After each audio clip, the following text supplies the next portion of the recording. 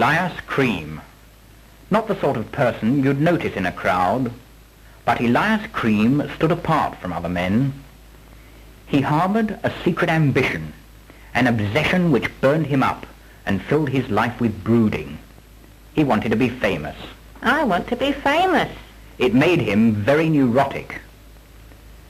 He didn't want to be just one of the crowd, an nonentity, one of the faceless millions, the submerged 9/10. He didn't want to end up as a name on a gravestone no one had ever heard of. He wanted to end up as a name on a gravestone everybody had heard of. I want to be famous. He used to dream of ways of achieving his ambition.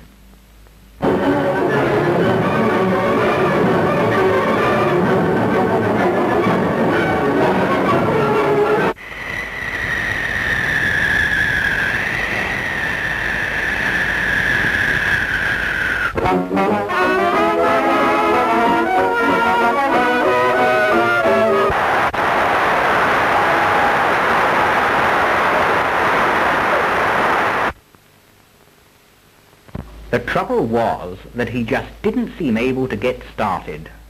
Every evening when he got home from work, all he ever did was watch the telly.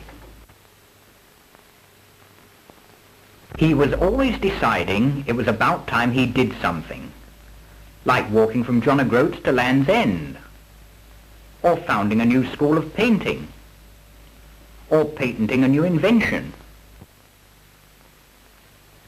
But he always ended up watching the telly instead. And then, one day, the telly blew up.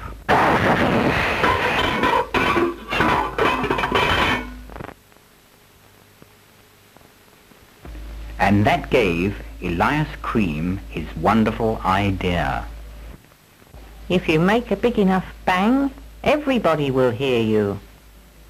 I should be famous. So he set to work and made himself a banger and let it off. Now I shall be famous. But it killed the cat, and nobody heard it anyway.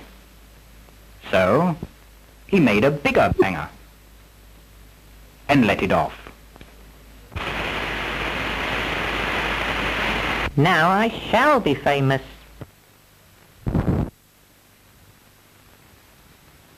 But it killed the postmistress, and nobody heard it anyway, except the postmistress. So he set to work once more and made himself the biggest banger he could make, and let it off.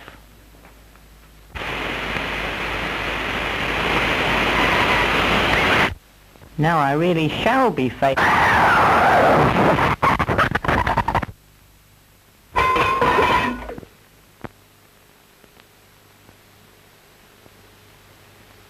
Now, Elias Creem is just a name on a gravestone no one has ever heard of. He never achieved his ambition, but it wasn't for want of trying. He made a big enough bang. Everybody heard it.